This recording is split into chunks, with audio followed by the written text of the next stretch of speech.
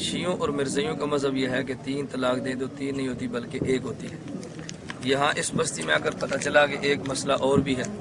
یہ مسئلہ تو الحمدللہ تفصیل کے ساتھ بیان ہوا اور مناظرہ بھی ہوا۔ یہاں اگر معلوم ہوا کہ ایک مسئلہ یہاں پر اور یہ ہے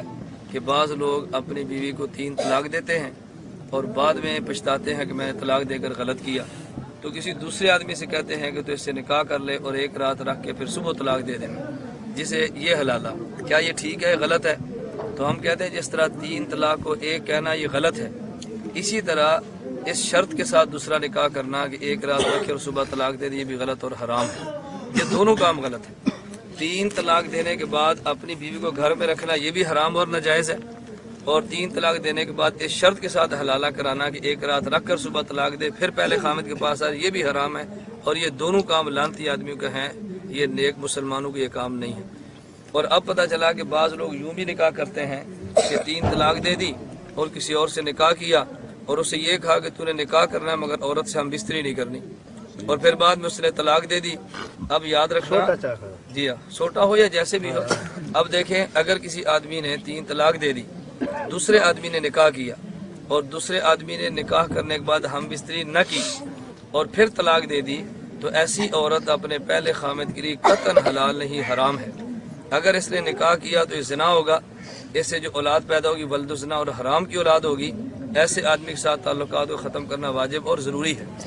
جو 3 طلاق کو 1 ہے، اگر بیوی کو گھر میں رکھے اس سے بھی بائی کاٹ کریں، اور جو آدمی اس طرح کا حلالہ کرے اس سے بھی کریں۔ تو یہ بھائی ہمارے کلیم اللہ ہے نا، یہ دیکھیں بھائی کلیم اللہ ہمارے سامنے ہے، میں آپ کو مشورہ دوں گا، آپ اپنی نیت تو کر لیں گے، آپ چھوڑ دیں گے نہیں بات، اللہ آپ کو خوش رکھے۔ دیکھیں ہمارے سامنے جس شادی کا مسئلہ ہے، تو انہوں نے کہا جی لکھ کر دے، میں نے تحریرا لکھ کر دے دی ہے۔ بسم اللہ الرحمن الرحیم، 3 طلاق کو 1 قرار دینا اہل سنت والجماعت کا مذہب نہیں بلکہ شیعہ اور مرزائیوں کا مذہب ہے، اور 3 طلاق کے بعد بیوی حرام ہو جاتی ہے۔ دوسرے کسی شخص کے ساتھ اس شرط کے ساتھ نکاح کرنا کہ وہ عورت کے ساتھ نکاح کر کے ہم بستری کرے اور طلاق دے، ایسا کرنا حرام ہے، اور اس طرح کے حلالہ کرنے والے آدمی پر نبی کریم صلی اللہ علیہ وسلم نے لعنت فرمائی ہے۔ اور اگر دوسرا شخص نکاح کرے مگر عورت کے ساتھ ہم بستری نہ کرے اور طلاق دے دے، تو ایسی صورت میں عورت پہلے خامد کے لیے بالکل حلال نہیں ہوگی۔ اگر پہلے آدمی نے نکاح کر لیا تو یہ نکاح نہیں ہوگا بلکہ زنا ہوگا، اس سے ہونے والی اولاد ولد و زنا یعنی حرام کی اولاد ہوگی۔ جائز کی میں ایسی حلالہ کر ٹھی وجہ تک بہت اچھا، دیکھیں جو شریعت نے جس حلالے کو جائز کہا نا، شریعت نے وہ حلالہ یہ ہے، کسی آدمی نے اپنی بیوی کو 3 طلاق دے دی، اب یہ عورت اپنی عدت پوری کرے،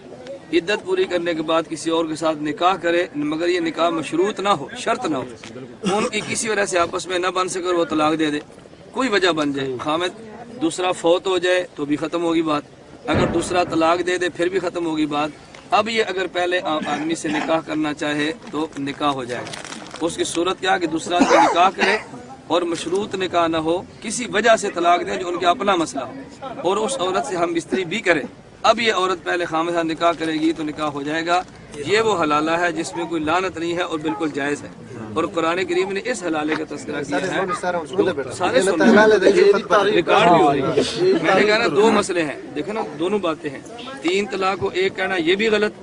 اور شرط کے ساتھ حلالہ کرنا یہ بھی غلط، اور اگر شرط کے ساتھ حلالہ کیا ہم اس کے بغیر بھی گھر میں لے آئے تو ویسے ہی حرام ہے، اس کا تو نکاح ہی نہیں ہوگا بالکل کسی بھی صورت میں۔ اللہ ہم سب کو بات سمجھنے کی، عمل کرنے کی توفیق عطا فرمائے۔ دیکھیں میں نے لکھ دیا، میں نے ایک بات اور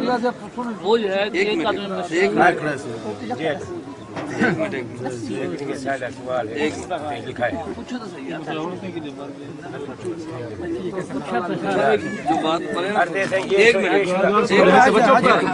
دیکھیں نا، آپ ایک بات ذہن میں رکھ لیں، آپ سارے حضرات اس مناظرے کو سن رہے تھے نا، سب حضرات نے مناظرہ سنا،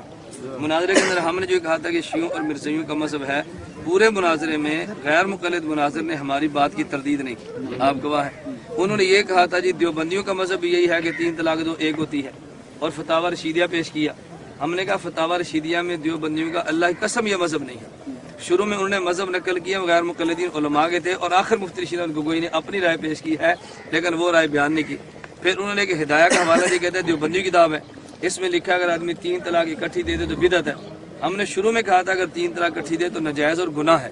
آگے طلاق ہوگی یا نہیں ہوگی، ہدایت کی اسی عبارت میں مولانا عبداللہ صاحب بار بار مطالبہ کرتے عبارت پوری پڑھو، کیونکہ ہدایت میں لکھا اگر کوئی آدمی 3 طلاق اکٹھی دے دے تو یہ گناہ ہے، لیکن 3 طلاق دی تو ہوں گی 3، یہ بھی ہدایت میں لکھا ہو.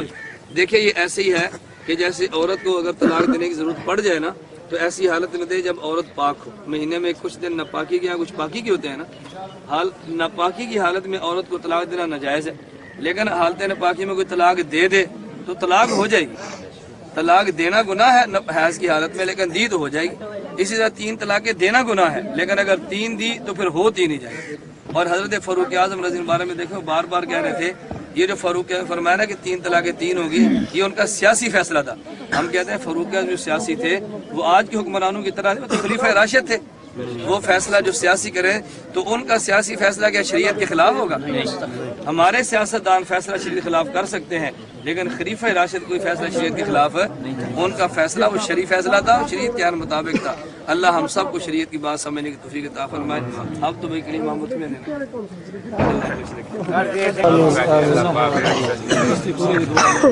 اے اللہ تجھ بستی میں رحم، اے اللہ تجھ بستی میں کرم.